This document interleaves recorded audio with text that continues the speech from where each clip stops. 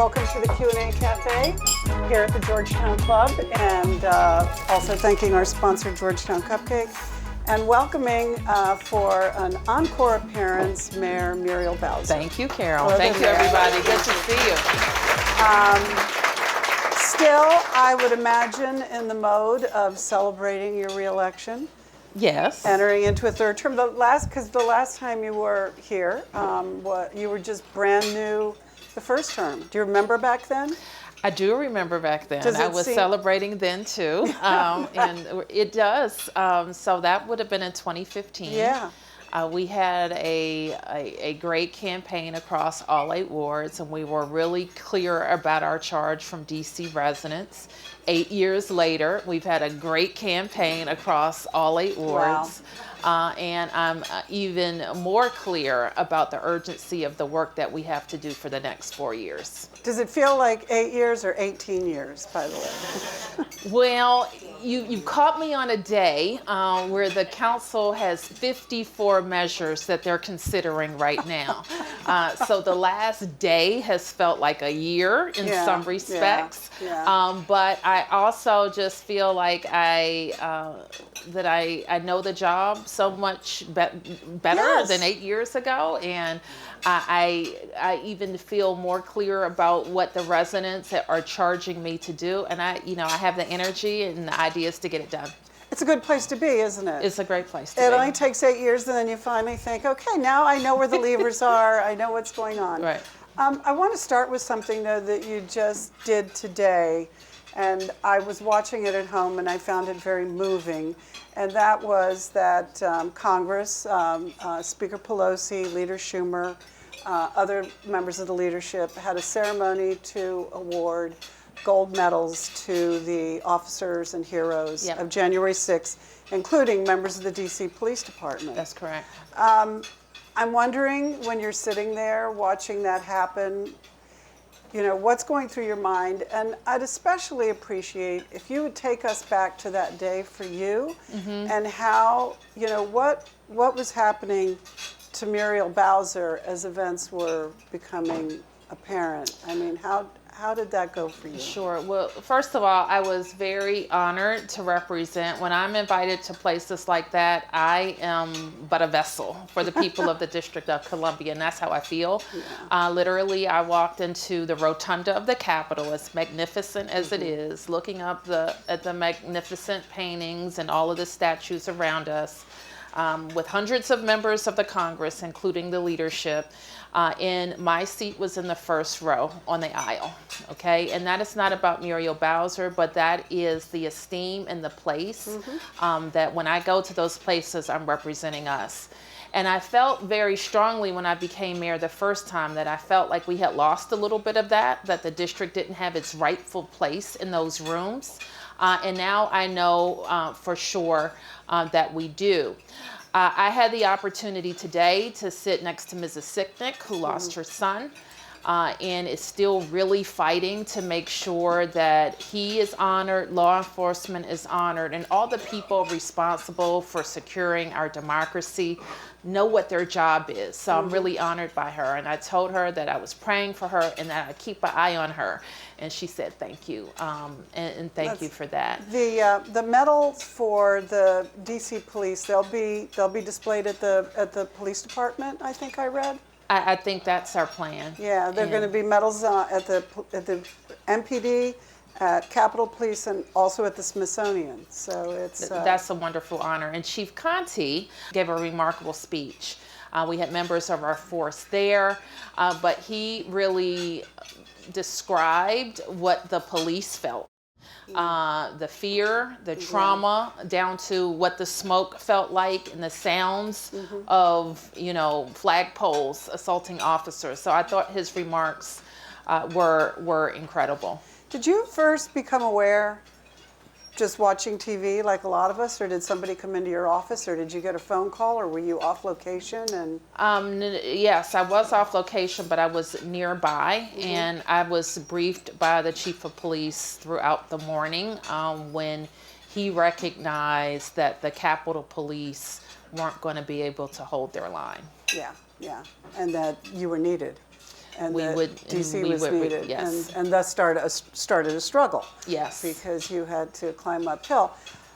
Which goes back to what you were saying about the recognition you feel the city now has with you as the vessel, though I think you're more than that. But when I look at these last 8 years and that kind of position the city has, it has happened, and I want you to discuss this, perhaps because of you and perhaps some of the headwinds you faced as mayor.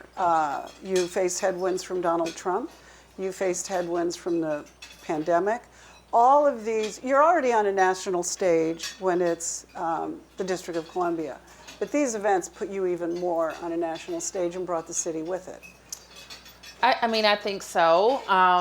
First of all, we are, like Jack likes to say, we live in the most dynamic city in the world. And we truly believe that we have all of the mixes of a small town, a big town, a local town, an international town. You can go all around the world by visiting embassies here. You name it, we've got it. So we feel very proud of our jurisdiction. And I've had the distinction of now having worked with 3 presidents and every iteration of congressional leadership that you can imagine, and even heading into another one in January.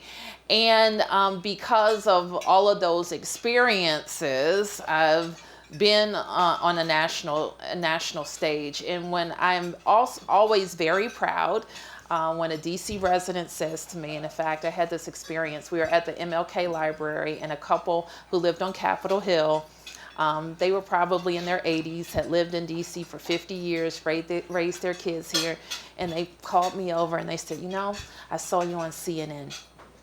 And I said to myself, we've got a mayor now. So there, well, so, people, I always... My point taken yes, then. that Yeah. I feel good that DC residents are proud of how I represent them. And that was the promise I made 8 years ago, that we're going to work hard, we're going to have big ideas, but above and beyond that, we're going to make you proud.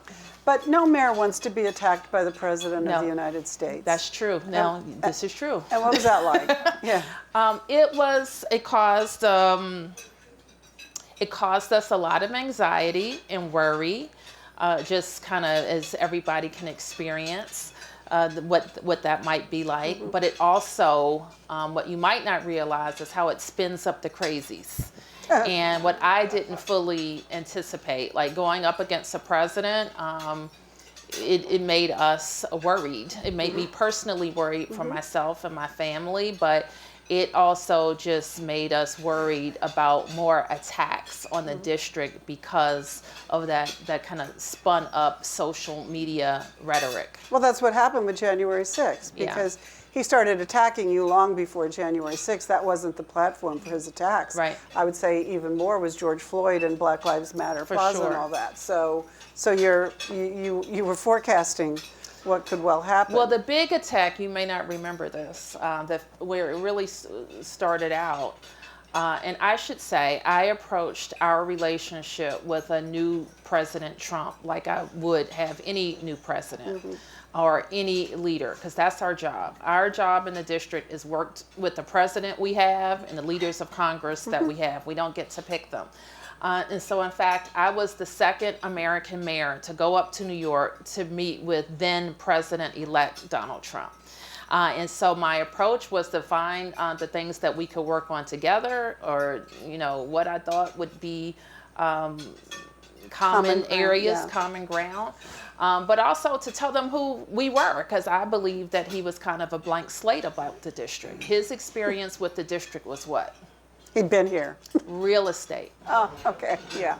Right, That was the hotel. his experience with the district. So there are a lot of real estate matters that DC and the federal government could work on. And so that's how we started. But I think he got annoyed with us when he wanted to do a parade using military equipment. Heavy equipment on our fragile roads. Going down. And so, believe it or not, I think that's where it started. That's where it started.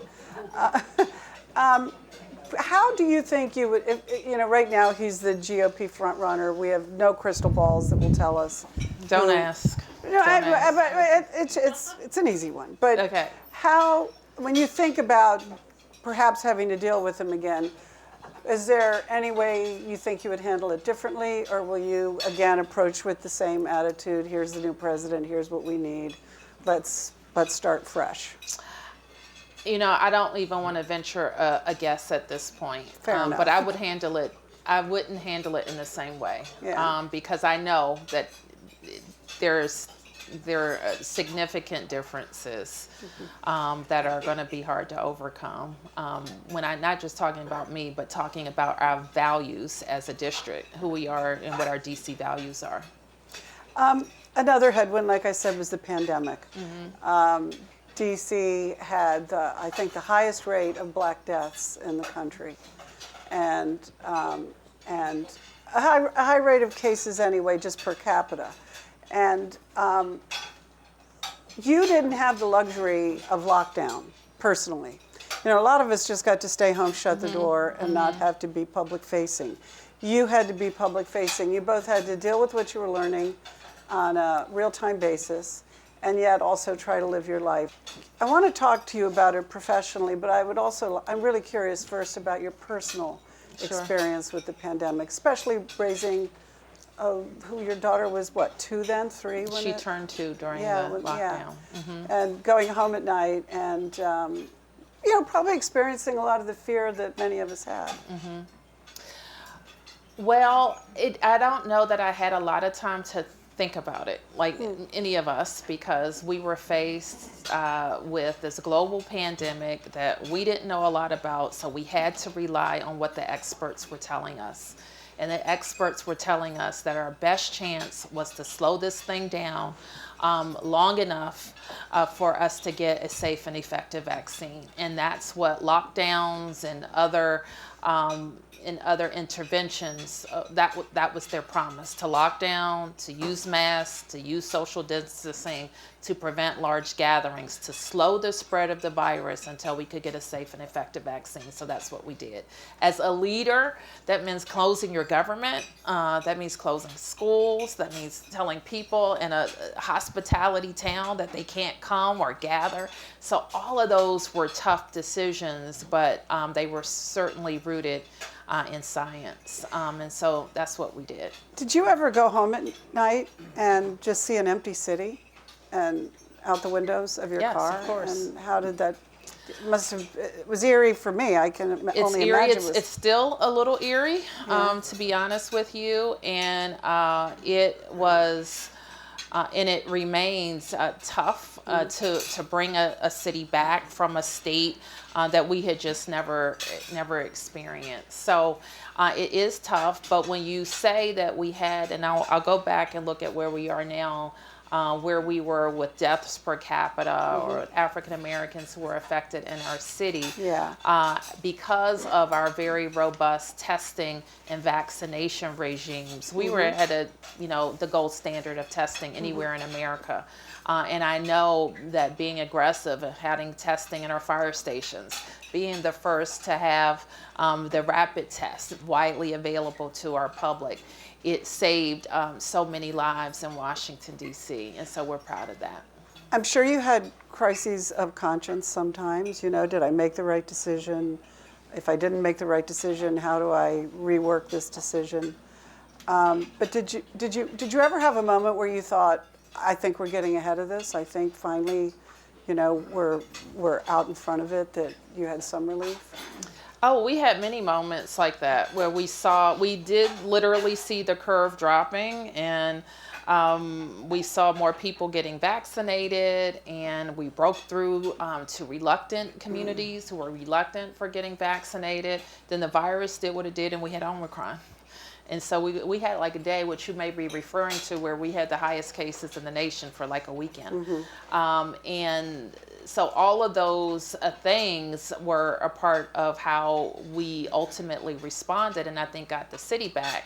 And so what we were able to do because of that is get open with a very transparent process, be the first in the region to get our kids back to school, which was so critical to getting the city back and getting workers back. And then staying focused on some of the very critical human services that there's still trails of the pandemic that we're dealing with. For example, in our homeless services system, where we didn't have any outbreaks, we didn't have any shelters shut down, but because of our protocols, we saw more people turn to unsheltered environments rather than shelters. So we continue to deal with that. We saw, like every school district in the nation, we saw kids fall behind in school. And now we see that DC, we lost students and we saw them fall behind. Now in the whole region, DC has regained its student population faster than anybody in the entire region. So that tells me we're doing the right things and we'll be on track to have our students back, make sure that we're not losing our population, that we are seeing the impact of the pandemic on our businesses and our corridors and able to reinvest in them to get them back. We have a lot of work to do still with the federal government. And I have been disappointed with them not having a central approach to bringing federal workers back to their offices. To what degree are they back now? Actually, I don't know. I don't know either. I'm curious. I will tell you that the reason I can't give you a straight-on response is because there is not a central point. Each agency is kind of doing its own thing. And even in our experience in DC government, we went back in June of, and I'll get my years mixed up, of 2021. And so our workers are back. But here's my experience. If there is a agency by agency policy on telework, in policy is different, but also in how it's executed at the agency level, that's different. That's why I think it's so important that it's a more central. The president said, he went to the State of the Union. We pushed really hard for this statement. The president said it's safe to go back to work. But now those secretaries have to execute on that. Well, you know that this is not a problem unique to Washington, D.C., and I'm sure you talked to other mayors about how they're coping with it. I mean, New York has its own set of, I mean, it's not the federal government, but it's the corporate world, and the corporate world is facing discussions of do we go to the 4-day work week? What do we do about hybrid? What is the DC policy? Is it hybrid? Well, Can you work from home currently part-time? we have a return to work policy, which means it's not permanent, but we allow up to 2 days of telework for workers who can telework. Yeah. Police officers can't telework. Firefighters can't telework. Surgeons can't. Teachers can't telework. Garbage and sanitation workers, they can't telework. So we have a good chunk of our 37,000 employees who never teleworked. No, I know. Our communications folks, they can't telework because they were with me every one of those 100 different briefings that I gave on COVID. What do you think of the movement toward a 4-day work week? I think it depends on the type of work that we're doing. We provide local government services, okay? And so much of what we do requires an interface with our constituents, with our customers. There's some jobs that's not required, but a lot of jobs it is. I do think that if you're talking about a 4-day work week where you're putting in at least 40 hours in 4 days and kind of this telework, what I like to call the telework Friday, we can get rid of that. And I think that's something to consider. Yeah, I imagine that if it ever settles down, and it's not just DC or nationally, it's a global discussion too, whether to go to a 4-day work week. It will probably not leave offices empty on Fridays. It'll probably be a sliding scale of days that people work, but it's a discussion that's not going away. It seems to keep happening.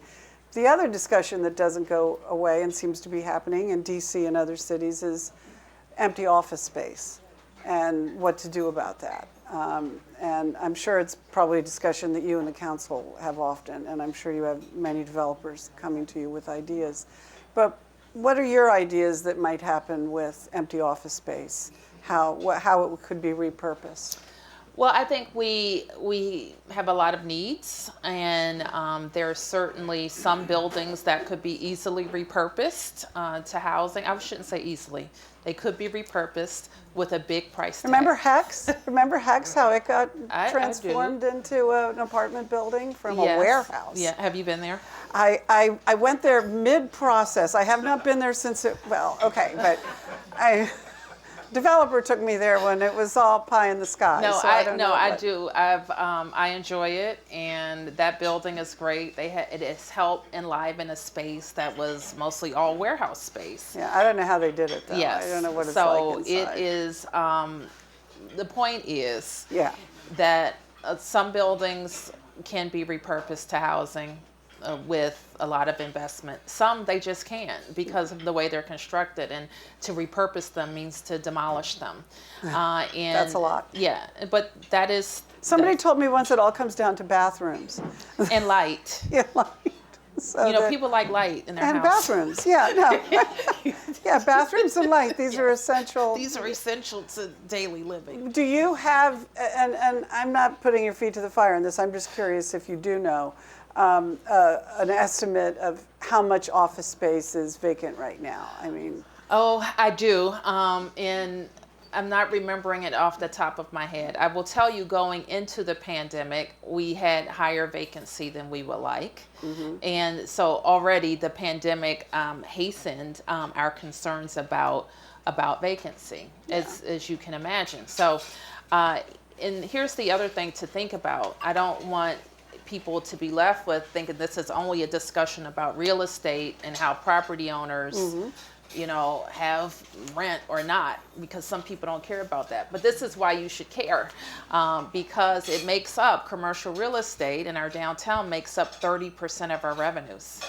And if those revenues shrink, then we won't be able to make historic investments in public education like we've done for the last 15 years, or having a gold standard in human services like we have, or be able to have world-class transportation, which I understand may be growing to free metro in DC. So all of those things really rely on us having a robust downtown.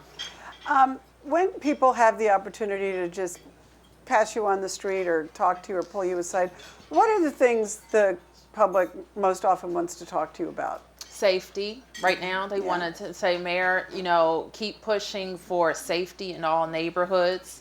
Make sure that our police officers have what they need. Make sure we have police officers in school. Strike the right balance with the council on the laws and policies that make us safe.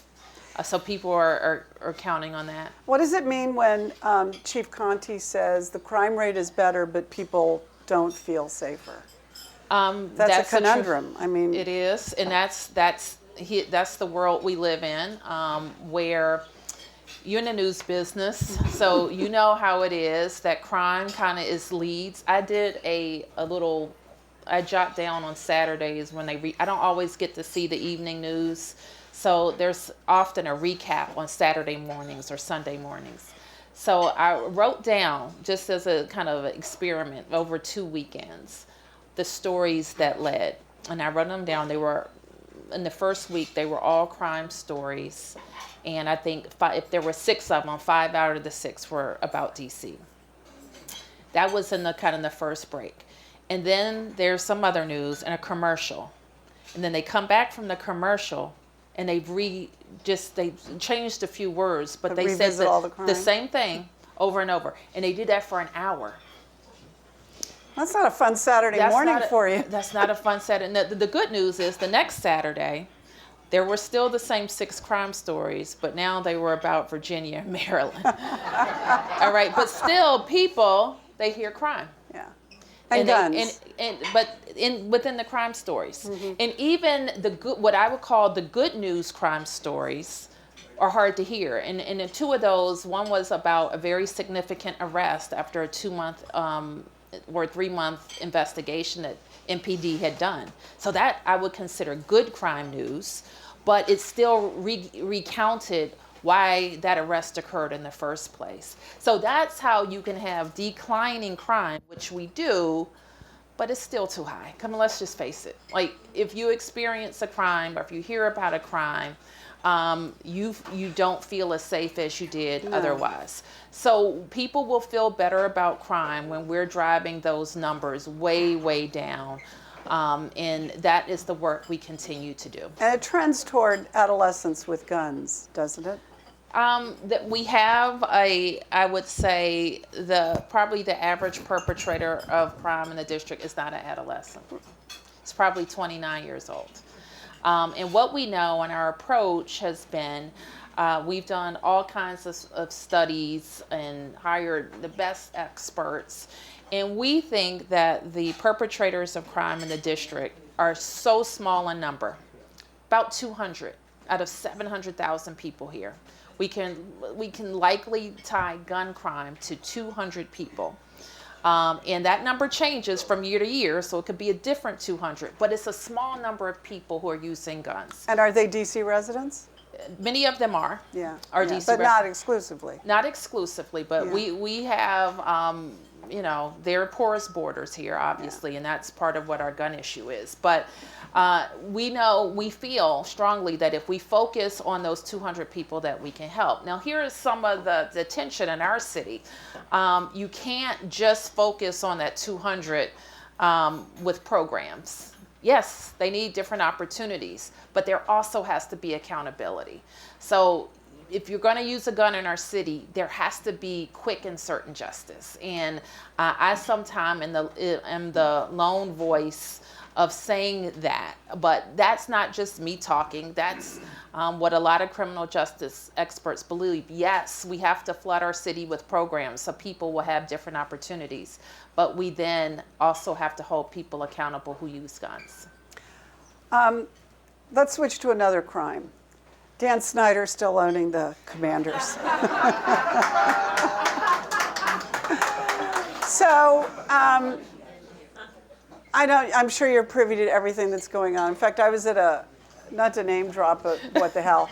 I was at an event last night, and I was in a small group talking to Jamie Dimon of JP Morgan, and what people wanted to know from him was if he wanted to buy the Commanders. Oh, okay. Which he did not want to do. Right. But this group came up that apparently is the latest group under discussion, which is Jay-Z, Bezos, and Matthew McConaughey. Mm-hmm. Have you heard about, do people come to you and say, now we're a group, what do you think? Yeah, okay, so you're in the loop. But, I think there are no shortage of people who want to buy the Commanders. But who do you want to have buy the Commanders? I want to have someone who's committed to winning, committed to being in Washington with the Washington football team, and including Washingtonians in it. So I would be supportive of that. But being in Washington is pretty much an open door once Dan Snyder's out of the equation, correct? I think it helps. Or that's still negotiable. You're It's not still a going lot to of say work it's to do. yeah. For me, I just look at RFK, over 100 acres of land that is laid vacant for a number of years feels now. like my lifetime. And it is falling further into disrepair. And the district has needs. We do need our football team, but that's not all that we would do there. We would have housing. We would have a better connection to the rivers, better parks, better recreation. I've proposed, and the council has already approved, like a local recreation venue that would be an indoor sports facility as part of our Parks and Rec system. So it is a really important both economic development initiative, but it is equally important for affordable housing.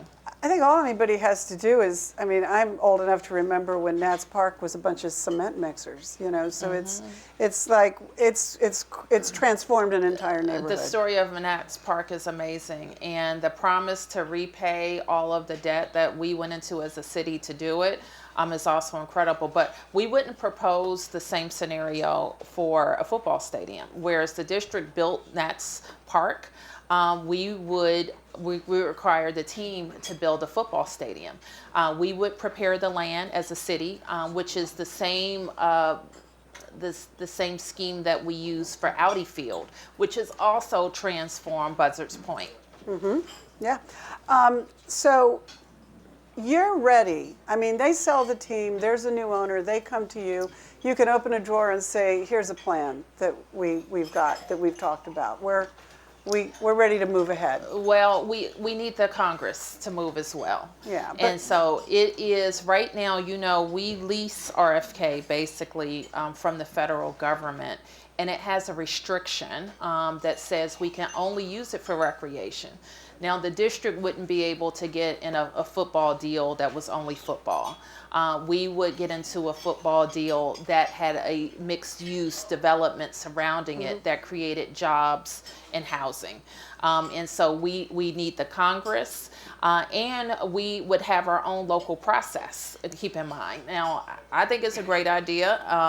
The council member here would tell you that some of very great ideas were very close. You're talking about Jack Evans? Yeah, I'm talking about him. Very close votes on the council, including our convention center. Should Jack run for the council again, do you think? I'm only running. Muriel Bowser is Oh, running. well. But Jack has, I don't know if I would. He's having too much fun.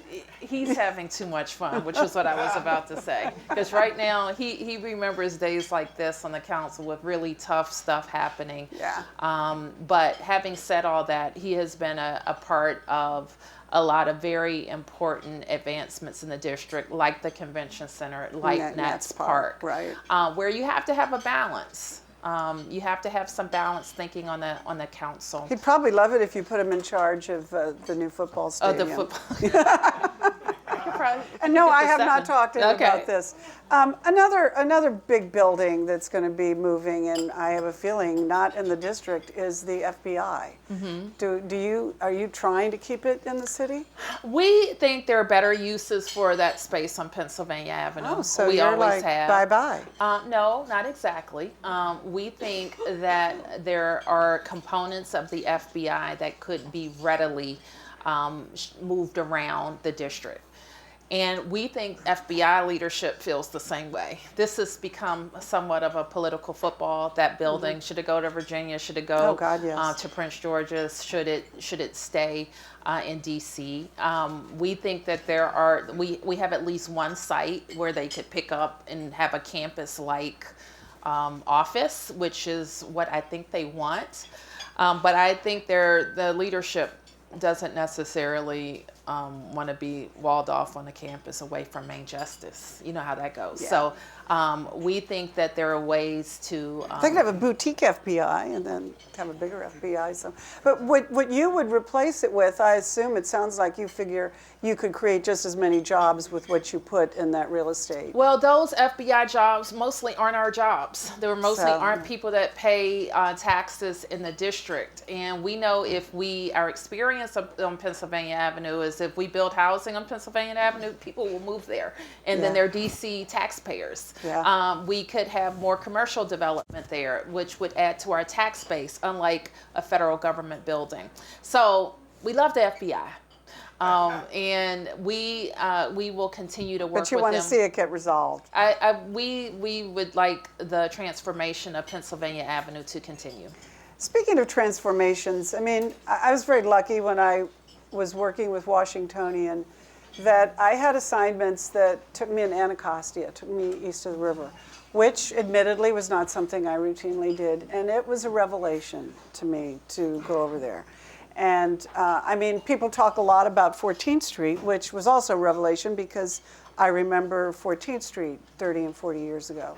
But talk about Anacostia and how you feel about it, because a lot of that is you. And how do you get more people over there?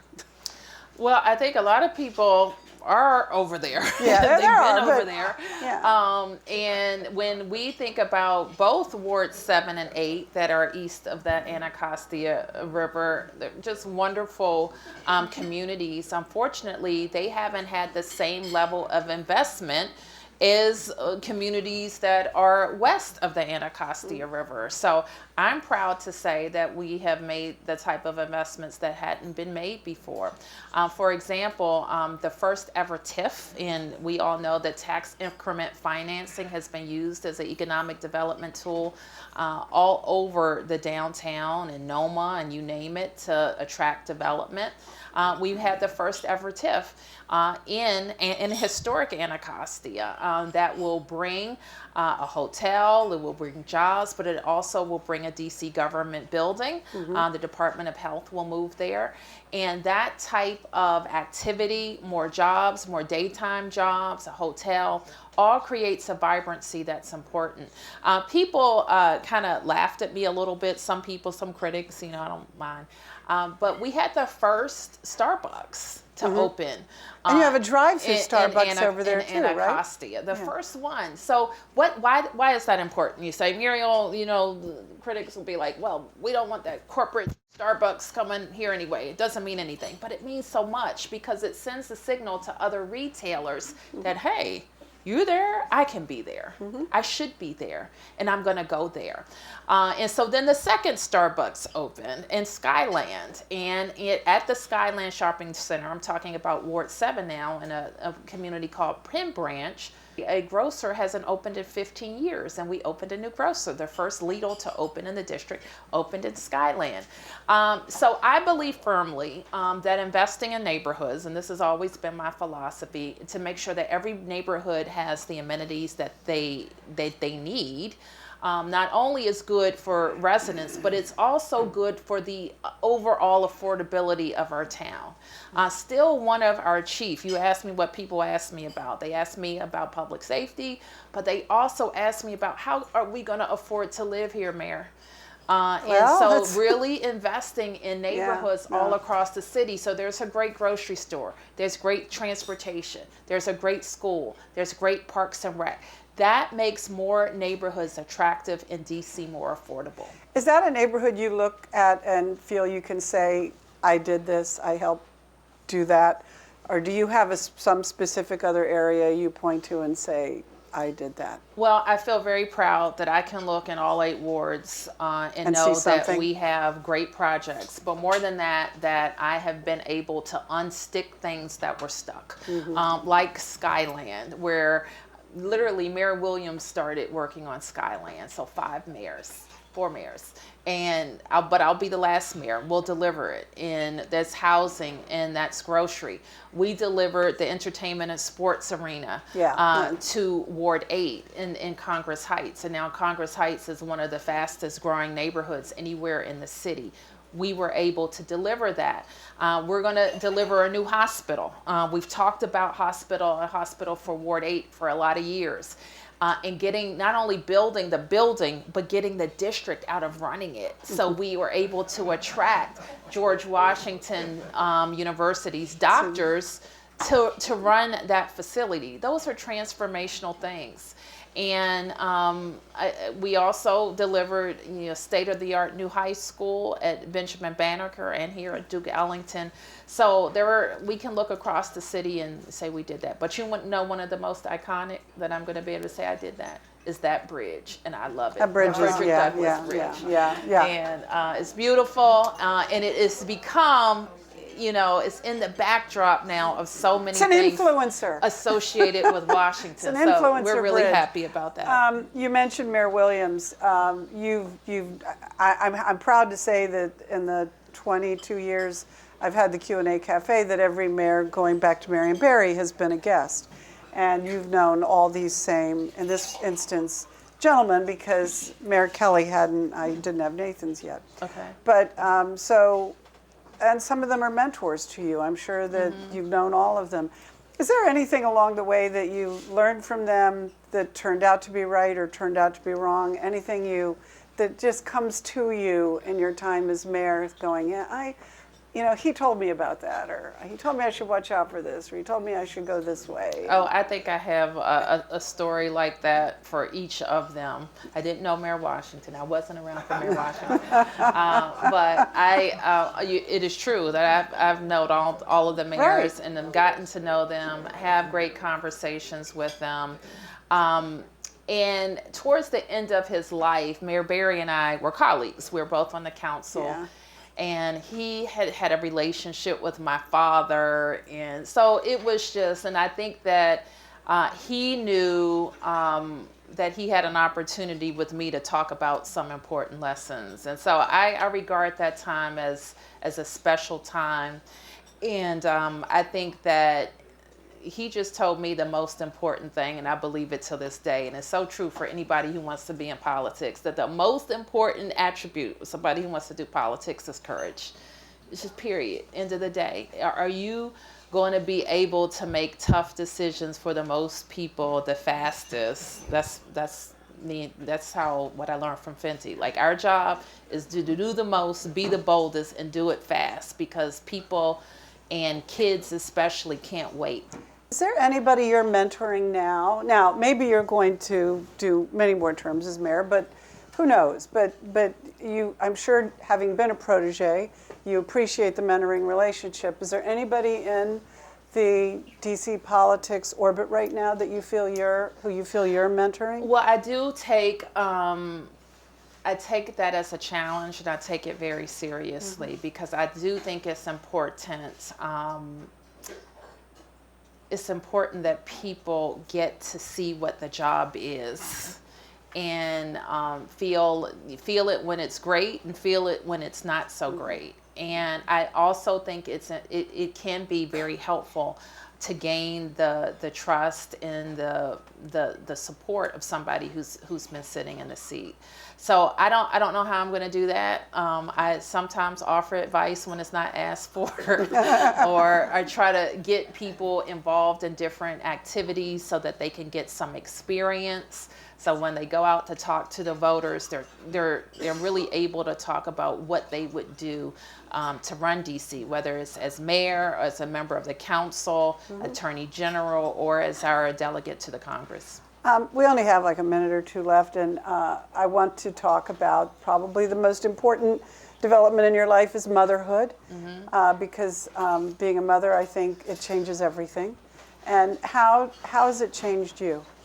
I think it's changed everything. As you say, I have an adorable daughter, Miranda. I am blessed to be her mother, and I am blessed to be an adoptive mother. And so I have, over the last 4 years, so many different people have come up to me to ask me about that experience. And so I haven't had as many opportunities to kind of talk about it, but just this weekend somebody came over to me and said, thank you for speaking and being open, because you've opened my eyes to what might be possible in my own life. So, and there's so many children that need a forever home. And so, and even for us, we want in our city for kids to be able to grow up in a great home. And for me, I just think it has made my priorities clearer, and what we're fighting for even clearer, and it's put some urgency on it. So Miranda's 4.5. The advice people always gave me was slow down, because it goes fast. It really does. And it really goes so fast. And it just is a reminder when we're talking about changes that we need in our schools, and some people will say, no, wait, slow down. Let's do this. Let's do that. Let's change this. And in that whole discussion, that's like a year in a child's life, in their academic life. It's everything. You can't wait. And so that's why I think being urgent about some of the changes that we need to make is so critical. I also think that it's more fun. A joke around DC government is that since I have Miranda, we now get the day after Thanksgiving off. And, snow days are a little bit different. Thank you, Miranda. That's what they say. When it's like the joke around town, they say, thank you, Miranda, because now we have that off. Would you, when 12, 15 years down the road, do you think you'd want to see her leaning into a political life? I would love it, actually. I know a lot of parents say, I'm going to wait and see.